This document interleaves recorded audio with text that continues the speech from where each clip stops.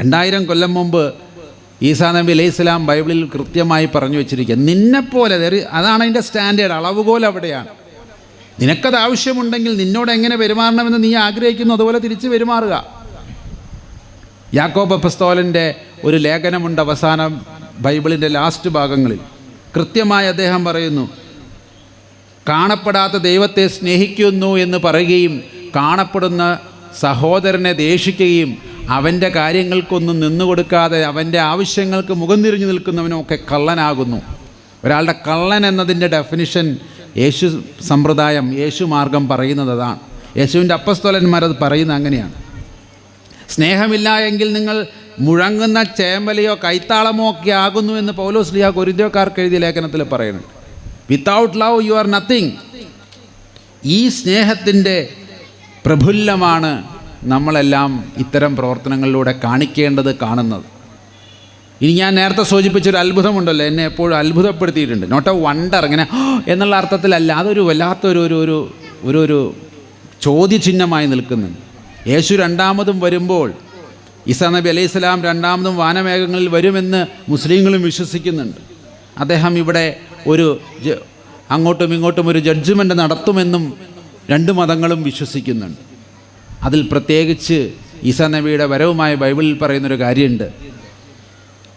അവർ ലോകത്തിലുള്ളവരെ രണ്ടാക്കി വിഭജിക്കും.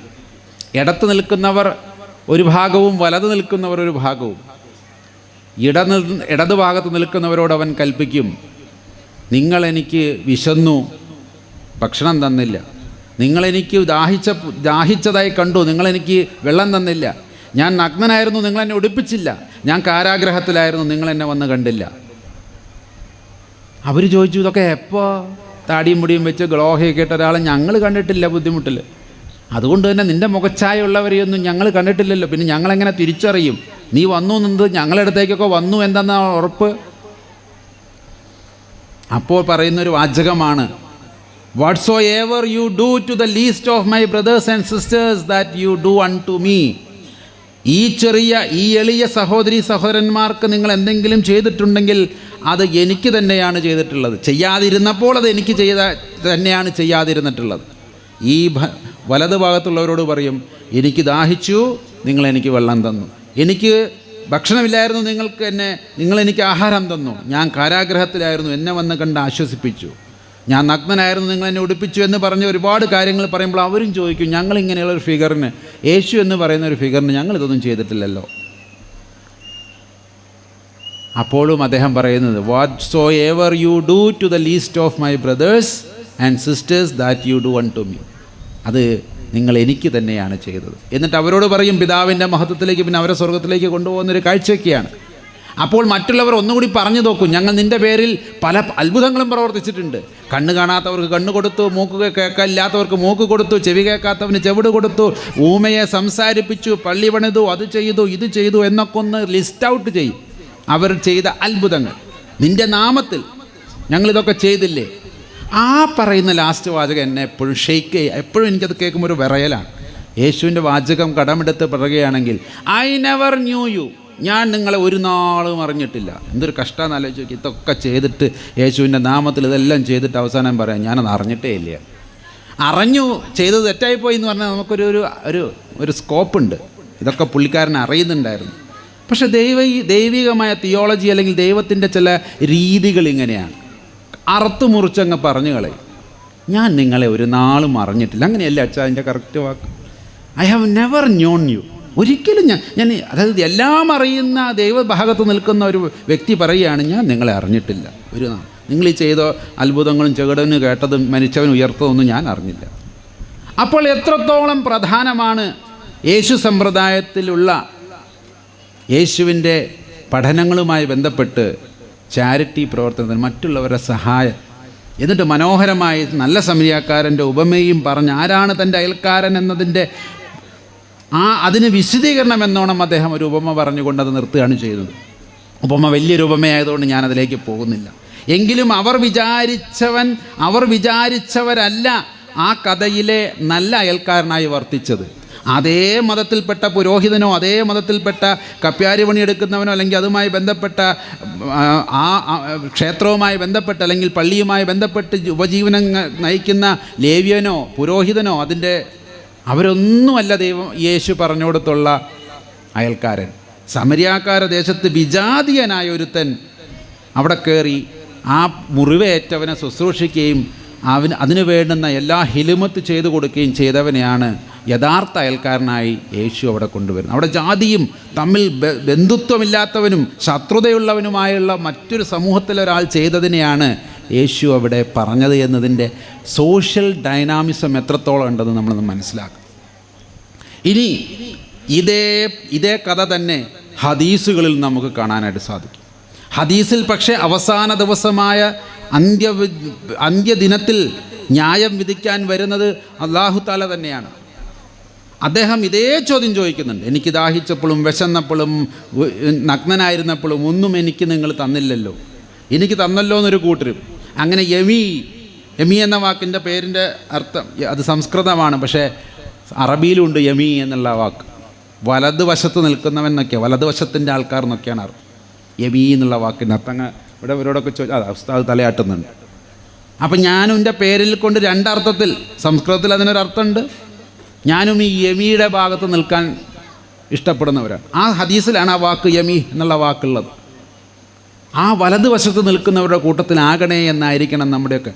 അതിന് തൗഫീക്കും ഹിദായത്തും ഒക്കെ ഉണ്ടാകണേ എന്ന് നമ്മൾ പ്രാർത്ഥിക്കേണ്ടതുണ്ട്.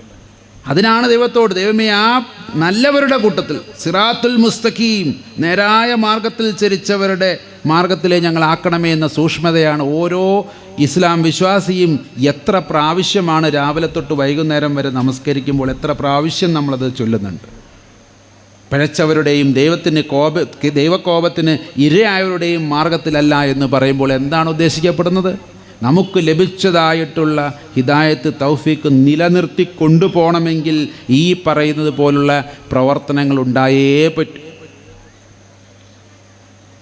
അത് ഹദീസിലെ വിഷയം.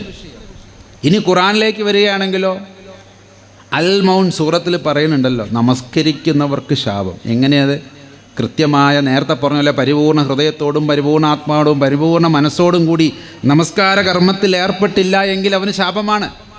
പലപ്പോഴും നമ്മുടെയൊക്കെ നമസ്കാര സമയത്താണ് മനസ്സൊന്ന് ഫ്രീ ആകുന്നത്. ആ സമയത്താണ് ഇല്ലാത്ത എല്ലാ ചിന്തകളും കയറി വരുന്നത്.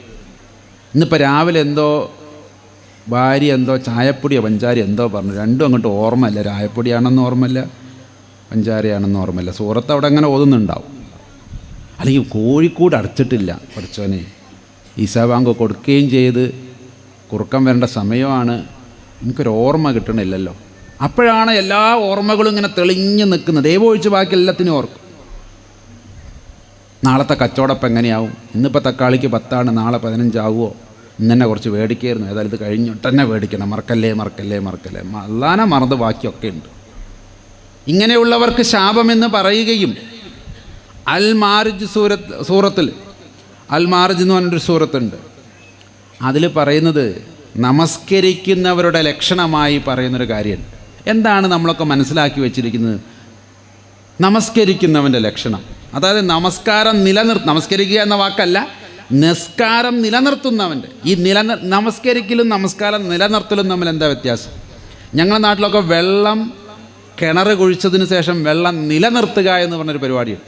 വെള്ളം കണ്ടു എന്ന് പറഞ്ഞാൽ അത് മൂടിയിട്ട് പോരൂല, അത് നിലനിൽക്കണം. ഏത് വേനൽക്കാലത്തും കുറച്ച് മാസത്തേക്ക് ഉപയോഗിക്കാനുള്ള വെള്ളം അതിൽ നിലനിൽക്കാൻ തക്കവണ്ണം വീണ്ടും താഴ്ത്തും.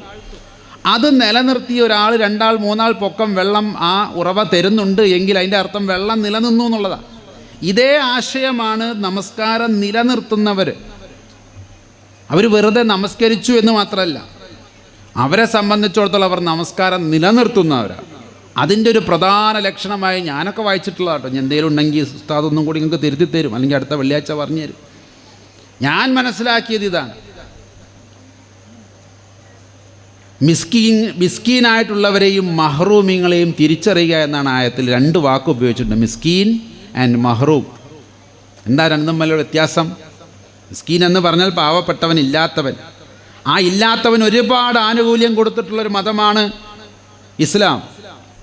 അങ്ങോട്ട് കയറി ചെന്ന് ചോദിക്കാം. ഞാനൊരു പാവപ്പെട്ടവനാണെന്നും എനിക്ക് മറ്റ് മാർഗങ്ങളില്ലെന്നും എനിക്ക് ഉറപ്പായാൽ എനിക്കൊരു മുതലാളിയോട് പോയി ചോദിക്കാം. ദാ ഞാൻ ചെന്ന് വിശ്രമിച്ച മുതലാളിയുണ്ട് ഇവിടെ, ബിജു സാറിൻ്റെ വീട്ടിലാണ് ഞാൻ. അദ്ദേഹത്തിൻ്റെ വീട്ടിലേക്ക് ധൈര്യമായിട്ട് ചെന്നിട്ട് ചോദിക്കാം, നിങ്ങളുടെ സക്കാത്തിന് എനിക്ക് അർഹത ഉണ്ട്, തരാൻ പറ്റുമോ എന്ന്. അത് ഇസ്ലാം കൊടുക്കുന്നൊരു സ്വാതന്ത്ര്യമാണ്. മറ്റൊരു മതവും കൊടുക്കാത്ത ഒരു പ്രത്യേക എക്കണോമിക്കൽ രീതിയാണത്. ആവശ്യക്കാരന് കയറി ചെന്ന് എൻ്റെ അവകാശം തായോ എന്ന് പറയാനുള്ള ഒരു ഡൈനാമിസം അത് വേറെ. മറ്റവരൊക്കെ കൊടുക്കുന്നവൻ്റെ കാരുണ്യത്തിലാണ് ആശ്രയിക്കുന്നത്. ഇത് വാങ്ങുന്നവൻ്റെ അവകാശത്തിന്മേലാണ് സക്കാത്ത് നിലനിർത്തുന്നത്. അതുകൊണ്ട് മിസ്കീന് നിങ്ങൾ കൊടുത്തില്ലെങ്കിൽ ചോദിച്ചു വാങ്ങിക്കോളും. പക്ഷേ ഈ രണ്ടാമത് പറഞ്ഞ മഹ്റൂമീങ്ങൾ ഹറാമാക്കപ്പെടുക എന്ന വാക്കിൻ്റെ മറ്റൊരു രൂപമാണ് മഹ്റൂം. എന്ത് ഹറാമാക്കപ്പെട്ടവൻ? ദൈവം തന്നെ ചിലവർക്ക് സമ്പത്ത് ഹറാമാക്കപ്പെട്ട് കൊടുത്തിട്ടുണ്ട്. നീ അത് ഈ ജന്മത്തിൽ ഉപയോഗിക്കേണ്ട എന്ന് പറഞ്ഞത് നല്ല അർത്ഥത്തിലാണ്. കാരണം അതുകൊണ്ടുണ്ടാകുന്ന ദോഷങ്ങളിൽപ്പെട്ട് അവൻ ഇഹവും പരവും നഷ്ടപ്പെടാതിരിക്കാൻ ദൈവം തന്നെ ചിലവർക്ക് സമ്പത്ത് ഹറാമാക്കി കൊടുക്കും. ആ കൂട്ടത്തിലൊക്കെ പെട്ടാൽ ഞാനിട്ടോ. കാരണം ഈ ഒരു വിധാനത്തിൽ ജീവിക്കുമ്പോൾ ഇപ്പോൾ ഇവിടെ വന്നപ്പോൾ അവർ പറഞ്ഞു 2 നേരത്തെ കുറച്ച് എന്താണ് പച്ചക്കറി തിന്നണം. അതിനൊന്നും ഇത്ര വലിയ സമ്പാദിക്കേണ്ട കാര്യമൊന്നുമില്ല. എന്നാൽ ലക്ഷക്കണക്കിന് രൂപ ശമ്പളം വാങ്ങിയിരുന്ന ഒരാളായിരുന്നു ഞാൻ. പിന്നെ മനസ്സിലായി എന്തിനാപ്പത്. ആ സമ്പത്ത് ദൈവം ഹറാമാക്കപ്പെട്ട ഒരു സമയമുണ്ടായിരുന്നു. അതിൻ്റെ അർത്ഥം എല്ലാവർക്കും അല്ല കേട്ടോ, മഹ്റൂമിനെ സംബന്ധിച്ചായി പറയുന്നു. അങ്ങനെയുള്ളവർ എങ്ങനെയാണ് ജീവിക്കുക പിന്നീട് എന്ന് ചോദിച്ചു കഴിഞ്ഞാൽ അവരാരും അവരുടെ ദൈന്യത മറ്റുള്ളവരെ കാണിക്കാൻ ഇഷ്ടപ്പെടില്ല, അത് ചർച്ച ചെയ്യില്ല. അവൻ്റെ വീട്ടിൽ അടുപ്പ് പുകഞ്ഞിട്ടില്ലെങ്കിലും ഭാര്യയ്ക്കും മക്കൾക്കും പട്ടിണിയാണെങ്കിലും അവൻ ചോദിക്കില്ല. ഇത് അവകാശമായി ഞാനൊരു മിസ്കീനാണെന്ന ബോധത്തിൽ ചെന്ന് ആരോടും ചോദിക്കില്ല. കണ്ടറിഞ്ഞ് ദൈവം തന്നെ അതിനുള്ള പരിഹാരം മറ്റുള്ളവരിലൂടെ ചെയ്തു കഴിഞ്ഞാൽ അവനത് വാങ്ങും. സഹാബത്തിൻ്റെ കൂട്ടത്തിൽ ഒരുപാട് മഹ്റൂമിങ്ങളുണ്ടെന്ന് ഞാൻ കേട്ടിട്ടുണ്ട്. അപ്പോഴാണല്ലോ ഈ എന്തുകൊണ്ടാണ് ഈ ഖുർആൻ ആയത്ത് അവിടെ ഇറങ്ങിയത് എന്ന് നമുക്ക് മനസ്സിലാക്കേണ്ടത്. കാരണം എല്ലാവരും ഭക്ഷണം കഴിച്ച പോലെയൊക്കെ കാണിക്കും. അതേപോലെ പുറത്തേക്ക് ഇറങ്ങി നോക്കി അവൻ്റെ വീട്ടിൽ നിന്നും പുക ഉയരുന്നുണ്ട്. അപ്പോൾ സാധാരണക്കാരായിട്ടുള്ള സഹാബികൾ എന്ത് വിചാരിക്കും? ആ സഹാബീൻ്റെ വീട്ടിൽ എന്തോ ഉണ്ടാക്കുന്നുണ്ട്, പുകയൊക്കെ പോകുന്നുണ്ടോടി, കുറച്ച് പുകയൊക്കെ പോകുന്നുണ്ട്. അതിൻ്റെ അർത്ഥം വെറുതെ വെള്ളം തിളപ്പിക്കുകയോ അല്ലെങ്കിൽ അടുപ്പ് കത്തിച്ച് പുകയ്ക്കുകയായിരിക്കും. ഒന്നുമില്ല, അടുപ്പത്ത് വെക്കാൻ പച്ചവെള്ളം പോലും ഉണ്ടാവില്ല. എന്നിരുന്നാലും അവൻ ആരോടും ചോദിക്കില്ല. അവൻ ദൈവത്തിൽ ഭരമേൽപ്പിച്ചവനാണ്. ദൈവമേ, എനിക്കിത് നിഷേധിച്ചത് നീയാണെങ്കിൽ നീ തന്നെയാണ് ഇതിനൊരു പരിഹാരം ചെയ്യേണ്ടത് എന്ന ബോധത്തിൽ നിൽക്കുന്നവനാ. അങ്ങനെയുള്ളവൻ പോയി ഇറക്കൂല, ചോദിക്കൂല. അല്ലെങ്കിൽ അവന് ചോദിക്കാനുള്ള അർഹത അല്ലെങ്കിൽ അങ്ങനെ ചോദിക്കാനുള്ള മനസ്സവനുണ്ടാവില്ല. അങ്ങനെയുള്ളവരെ മനസ്സിലാക്കുന്നത് നമസ്കാരം നിലനിർത്തുന്നവനാണ്. അതാണ് നമസ്കാരം നിലനിർത്തിയവൻ്റെ ലക്ഷണം. സക്കാത്ത് കൊടുക്കാൻ ഞാൻ പറയുന്നത് ഇവിടെ സക്കാത്ത് കൊടുക്കുന്ന വളരെ പ്രധാനപ്പെട്ട കാര്യമായി പറഞ്ഞു. ഇസ്ലാമിക് എക്കണോമിക്സിൻ്റെ ചില മൈക്രോ മാനേജ്മെൻറ്റ് കണ്ട് ഞാനൊക്കെ പലപ്പോഴും അന്തം വിട്ടുപോയിട്ടുണ്ട്. പല രീതിയിലും അതൊന്നും ഇനിയും പഠിക്കപ്പെട്ടിട്ടില്ല. പല യൂണിവേഴ്സിറ്റികളും ഞാനതിന് പ്രബന്ധങ്ങളുണ്ടോയെന്ന് അന്വേഷിച്ചിട്ടുണ്ട്. അൽ-അസർ യൂണിവേഴ്സിറ്റി വരെ ഞാൻ പോയിട്ടുണ്ട്. ഇസ്ലാമിക് എക്കണോമിക്കുമായി ഇനിയും പല നല്ല കാര്യങ്ങൾ ഇനിയും പഠന വിഷയമാക്കിയിട്ടില്ല.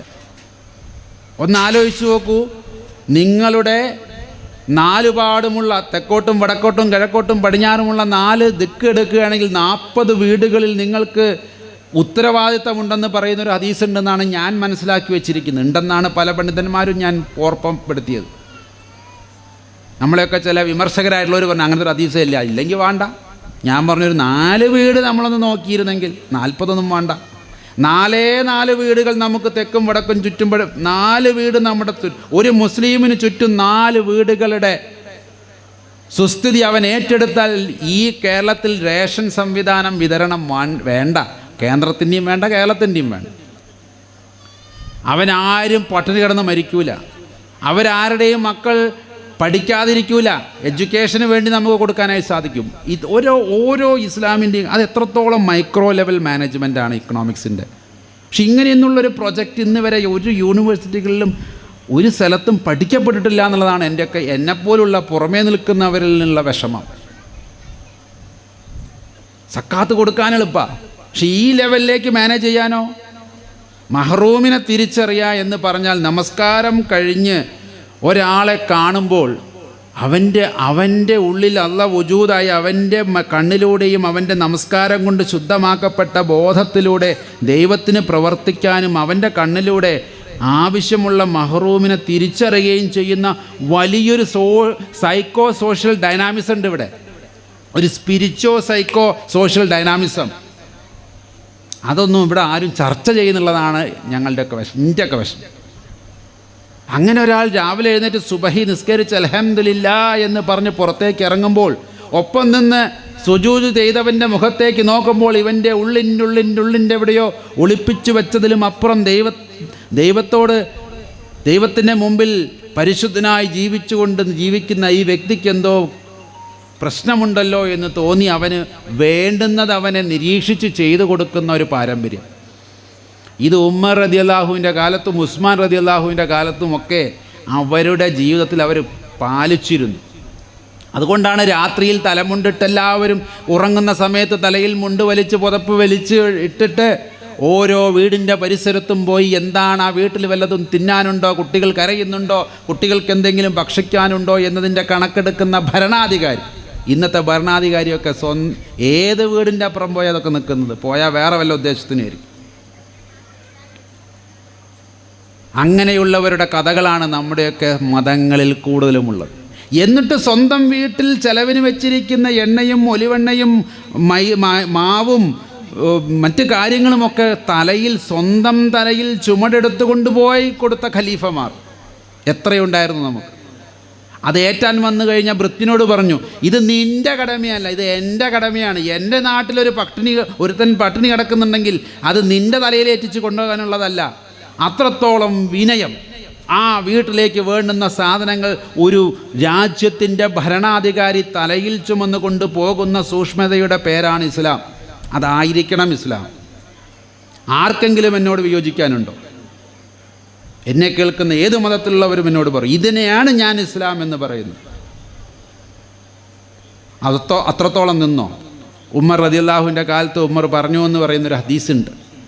ടൈബ്രീസ് നദിയുടെ തീരത്ത് ഏതെങ്കിലും ഒരു കഴുത ഭക്ഷണം കിട്ടാതെ കരയുന്നുണ്ടെങ്കിൽ അതിൻ്റെ ഉത്തരവാദിത്തം ഞാൻ ഏറ്റെടുത്ത് രാജിവെക്കുന്നു എന്ന് പറയാൻ ധൈര്യമുള്ള എത്ര പഞ്ചായത്ത് മെമ്പർ, വാർഡ് മെമ്പർ മുതൽ അങ്ങ് പ്രധാനമന്ത്രി വരെയുള്ള എത്ര പേർക്കറിയാം? ഈ അർത്ഥത്തിലാണ് അവിടെയൊക്കെ മാതൃകാപരമായ പൊളിറ്റിക്സ്. അതായത് ഒരു കഴുത ഭക്ഷണം കിട്ടാതെ കരഞ്ഞാൽ മതി, ഞാൻ രാജിവെക്കുന്നു. ഇതിലുണ്ടോ പറയാൻ? അവനവൻ്റെ വാർഡിൽ കിടന്ന് മരിച്ചവരുടെ എണ്ണം അറിയാതെ പട്ടിണി കൊണ്ട് മരിച്ചവരുടെ എണ്ണം കൂടുന്ന കാലം. നമ്മുടെയൊക്കെ മൊത്തമായ ചില രീതികൾ കൊണ്ട് കേരളത്തിലൊക്കെ വളരെ കുറവാണെന്ന് കരുതിക്കോളി. പക്ഷേ ഇപ്പോഴും തമിഴ്നാട്ടിലും പല നോർത്ത് ഇന്ത്യൻ ഗ്രാമങ്ങളിലും ഇപ്പോഴും ഇതുണ്ട്. ഒരു നേരം തന്നെ എങ്ങനെ ഭക്ഷണം ഇപ്പോഴും കൊടുക്കുമെന്നറിയാത്ത ആളുകൾ ഇന്നും ഞാൻ കണ്ടിട്ടുണ്ട്. കേരളത്തിലില്ലാന്നുണ്ട്. ഇതൊന്നും ഇപ്പോൾ ഏതോ നൂറ്റാണ്ടിലെ കഥയില്ലെന്നും പറഞ്ഞു. ഇന്ന് എൻ്റെ കൂടെ ആന്ധ്രയിലൊക്കെ വന്നു കഴിഞ്ഞാൽ രാവിലെ പോകുന്ന വണ്ടിയിൽ കയറണം. കാളകളില്ലാഞ്ഞിട്ട് അമ്മയെയും ഭാര്യയെയും നുകം വെച്ചുകൊണ്ട് ഉഴുന്ന കർഷകനെ ഞാൻ കഴിഞ്ഞ മാസം കണ്ടിട്ടുണ്ട്. കാളകളില്ല, ആടുകളില്ല, പിന്നെ ഇത് നില ഉഴണ്ടേ, ട്രാക്ടറും ഇല്ല. പിന്നെ ആകെ വീട്ടിലുള്ളത് തള്ളയും ഭാര്യയാണ്. രണ്ടാളെയും രണ്ട് പോത്തിനെ പോലെ കാളയെ പോലെ നിർത്തി മകനോ ഭർത്താവോ ഇങ്ങനെ ഉഴുതുണ്ടാക്കുന്ന മാമുമാണ് നമ്മളൊക്കെ ഉണ്ണുന്നത്. എന്നിട്ട് തിരിച്ച് നമുക്കൊന്നും ഉത്തരവാദിത്തം ഉണ്ടാവാൻ പാടില്ല. ഇത് പറയാത്ത മതമാണോ? ഇത്രയും ഡൈനാമിസം ഉൾക്കൊള്ളുന്നതാണ് ചാരിറ്റി. ഇനി ഹിന്ദു മതത്തിലേക്ക് വന്നാലോ, ജനസേവ, ജനാർദ്ദന സേവ, മാനവസേവ എന്ന് പറയുന്നതാണ് മാധവസേവ. നരസേവ തന്നെയാണ് നാരായണ സേവ. ജീവസേവ തന്നെയാണ് ശിവസേവ എന്ന് പറയുന്ന എത്രയോ ശ്ലോകങ്ങൾ നമുക്ക് കാണാനുണ്ട്. ഈ ലോകം മുഴുവൻ ഒരു നീഢമാണ്, ഒരു കിളിക്കൂടാണ് എന്ന് പറയുന്ന അധ്യായങ്ങളുണ്ട്. നമ്മളെല്ലാവരും അങ്ങോട്ടും ഇങ്ങോട്ടും ഒന്നിച്ച് ജീവിക്കേണ്ട ഒരു കിളിക്കൂട്ടിൽ എങ്ങനെയാണോ അതിലെ കുട്ടികളെല്ലാം ഒന്നിച്ച് ജീവിക്കുന്നത്, അതുപോലെ അങ്ങോട്ടും ഇങ്ങോട്ടും ഉത്തരവാദിത്തമുള്ളവരാണെന്നാണ് എൻ്റെ അർത്ഥം. ഉദാരചരിതാനാം തു വസുദൈവ കുടുംബകം. ഉദാരചരിതന്മാർക്ക് ഉദാരചരിതനായിരിക്കണം, അല്ലാത്തവനെ കുറിച്ചുകൂടെ പറയുന്നത്. അവനിതൊന്നും ബോധം ഉണ്ടാവില്ല. മതത്തിലൂടെ ഉദാര മനസ്സിനെ നേടിയവൻ, മതത്തിലൂടെ തൻ്റെ കൽബിനെ മാറ്റിയെടുത്തവൻ, മത അനുഷ്ഠാനങ്ങളിലൂടെ തൻ്റെ മനസ്സിൻ്റെ ഉദാരതയിലേക്ക് മനസ്സിനെ ഉയർത്തിയവന് ഈ ലോകം വസുദൈവ കുടുംബം, ഒരൊറ്റ കുടുംബമാണ്. ഈ ഈ ഭൂമിയിലുള്ളവർ എല്ലാവരും ഒരൊറ്റ കുടുംബമാണ്. ഒറ്റ കുടുംബത്തിലുള്ളവർക്ക് ഉത്തരവാദിത്തമില്ല അങ്ങോട്ടും ഇങ്ങോട്ടും. ഇങ്ങനെ നോക്കുകയാണെങ്കിൽ ചാരിറ്റിയുടെ അടിസ്ഥാനം എന്ന് പറയുന്നത് ദൈവത്തെക്കുറിച്ച് പറഞ്ഞു കഴിഞ്ഞാൽ മനുഷ്യനെക്കുറിച്ച് പറഞ്ഞിരിക്കും. സൂറത്തുൽ ബഖറ 2-ാം അധ്യായം 62-ാമത്തെ ആയത്ത്, അൽ മായിദ സൂറത്തുൽ ഇത് 59 പറയുന്നുണ്ട്. എന്താ പറഞ്ഞിരിക്കുന്നത്? Same repetition. അവിടെ ഒരു അവസാനം 1-2 വാക്ക് അങ്ങോട്ടും ഇങ്ങോട്ടൊന്ന് മാറ്റിയെന്നേ ഉള്ളൂ. ഇന്നല്ലദീന ആമനു വല്ലദീന ഹാദു വന്നസാര വസ്വാബീന മൻ ആമന ബില്ലാഹി വൽ യൗമിൽ ആഖിർ വഅമില സ്വാലിഹീൻ ഫലാഹും അജ്റഹും മിൻ റബ്ബിഹിം ലാ ഖൗഫുൻ അലൈഹിം വലാ യഹ്സനൂൻ. ലാ ഖൗഫുൻ, ഒരു ഖൗഫ്, ഒരു പേടിയും വേണ്ട. വലാ യഹ്സനൂൻ, അവന് ഒരിക്കലും ലജ്ജിക്കേണ്ടി വരില്ല. എങ്ങനെയുള്ളവർ? ഇന്നല്ലദീന ആമനൂൻ, മുഅ്മിനീങ്ങളാകട്ടെ, വിശ്വസിച്ചവരാകട്ടെ, സത്യത്തിൽ വിശ്വസിച്ചവരാകട്ടെ, അറബി പ്രവാചകനിൽ വിശ്വസിച്ചവരാകട്ടെ. വല്ലദീന ഹാദു, യഹൂദൻ എന്ന ദീനിൽപ്പെട്ട, യഹൂദ ദീൻ എന്നപ്പെട്ടവരാവട്ടെ, യഹൂദനാവട്ടെ എന്നർത്ഥം. നസാറ, നസ്രാണി ആകട്ടെ. സ്വാബിയീന, സാബിയന്മാരിൽപ്പെട്ടവനാകട്ടെ. എന്താ സ്വാബിയൻ എന്ന് പറഞ്ഞാൽ? അന്നത്തെ കാലത്ത് ഇതിലൊന്നും പെടാത്ത കുറച്ച് അൽക്കുലത്തുകൾ അവിടെ ഇവിടെയൊക്കെ ഉണ്ടായിരുന്നു. അവരും അവിടുത്തെ ഇവിടുത്തെ ഹിന്ദുക്കൾ എന്ന് പറയണ പോലെ അവിടുത്തെ ഇങ്ങനെ ഇതിലൊന്നും പെടാതെ നിൽക്കുന്ന അതിൻ്റെ ആദിമ ഗോത്ര സമൂഹത്തിൽപ്പെട്ടവർ. ഇപ്പോൾ ഇന്ത്യയിലൊക്കെ പറയുകയാണെങ്കിൽ ഇന്നപ്പോലത്തെ അൽക്കുലത്തൊക്കെ അതിൽ പൊടുന്നു കുട്ടിക്കോൾ. ആര് തന്നെയും ആകട്ടെ, എന്താണ്? 2 കാര്യങ്ങൾ. ദൈവത്തിൽ വിശ്വസിക്കുകയും ഇതിനൊക്കെ ഒരു ജഡ്ജ്മെൻ്റ് ആഹറുണ്ടെന്ന് വിശ്വസിക്കുക. അത് വളരെ എളുപ്പമാണ്. ദൈവത്തിൽ വിശ്വസിക്കാനുള്ള അത്ര എളുപ്പം സത്യത്തിൽ യാതൊന്നിലും ഇല്ല എന്നുള്ളതാണ്. കാണൊന്നും വേണ്ടല്ലോ ഇപ്പോൾ വിശ്വസിക്കുക. അപ്പോൾ കാറ്റിനെ കണ്ടിട്ടൊന്നുമില്ലല്ലോ ഇപ്പോൾ നമ്മൾ വിശ്വസിക്കുന്നത്. കാറ്റ് അനുഭവിച്ചുകൊണ്ടല്ലേ. ദൈവത്തിന് അനുഭവിച്ചാൽ എന്ത് എളുപ്പം മനസ്സിലാക്കാൻ. കരണ്ടിനെ ഇപ്പോൾ എല്ലാവരും കണ്ടിട്ടാണല്ലോ വിശ്വസിക്കുന്നത്, അതോ അനുഭവിച്ചിട്ടോ? ഈ വെളിച്ചമൊന്നുമില്ലല്ലോ കരണ്ട് ഉള്ളത് കൊണ്ട് പ്രവർത്തിക്കുന്ന ഒരു ഉപകരണം മാത്രമാണ്. കരണ്ട് എപ്പോഴും വെളിച്ചം മാത്രമൊന്നുമല്ല, ഇവിടെ സൗണ്ടുമാണ്. ആ കളറല്ല ഈ കളറ്. അതുകൊണ്ട് അതാണ് കരണ്ട് എന്ന് പറയാൻ പറ്റില്ല. പക്ഷെ കരണ്ട് ഉണ്ട്. അഥവാ ആരെങ്കിലും അനുഭവിച്ചാൽ പിന്നെ വഫാത്താവും എന്നുള്ളത് ഉറപ്പല്ലേ. കരണ്ടെങ്ങാനും അനുഭവിക്കാൻ വേണ്ടി പിടിച്ചാൽ അതിലും എത്ര വലിയ കരണ്ടാ ദൈവം. അപ്പോൾ ദൈവത്തിൻ്റെ പ്രവർത്തികളിലൂടെ ദൈവത്തെ നമുക്ക് മനസ്സിലാക്കാൻ സാധിക്കും. ആഖിറിൽ വിശ്വസിക്കാനും വളരെ എളുപ്പമാണ്. കാരണം എന്താ? തുടങ്ങിയാൽ അവസാനിക്കും. ഏതാണ് തുടങ്ങിയിട്ട് അവസാനിക്കാതിരിക്കുന്നത്? ദൈവം ഒഴിച്ച് ബാക്കിയൊക്കെ തുടങ്ങിയാൽ അവസാനിക്കും. ദൈവത്തിന് തുടക്കവും ഒടുക്കവും ഇല്ല. ബാക്കിയുള്ളതിനെല്ലാം തുടക്കവും ഒടുക്കവും ഉണ്ട്. അപ്പം അത് വലിയ വിശ്വാസമൊന്നും അല്ലത്. ദൈവത്തിൽ വിശ്വസിക്കുക, ആഖിറിൽ വിശ്വസിക്കുക. കണ്ടോ, ദൈവത്തെ മേലെ പറഞ്ഞു. ഇനി അടുത്തതാണ് അമില്ല സ്വാലിഹീൻ, സ്വാലിഹായിട്ടുള്ള പ്രവർത്തികൾ ചെയ്യുക. പ്രവർത്തികൾ നന്നായിട്ട് കാര്യമില്ല, നല്ല പ്രവർത്തികളായിട്ടും കാര്യമില്ല. അത് സ്വാലിഹായിരിക്കണം, സ്വീകരിക്കപ്പെടുന്ന നല്ല പ്രവർത്തികളായിരിക്കും. കള്ള് മേടിച്ചു കൊടുക്കുന്നത്, വിറച്ച് നിൽക്കുന്നവന് കള്ള് മേടിച്ചു കൊടുക്കുന്നത് നല്ല കാര്യമാണ്. പക്ഷേ കൂലി കിട്ടൂല.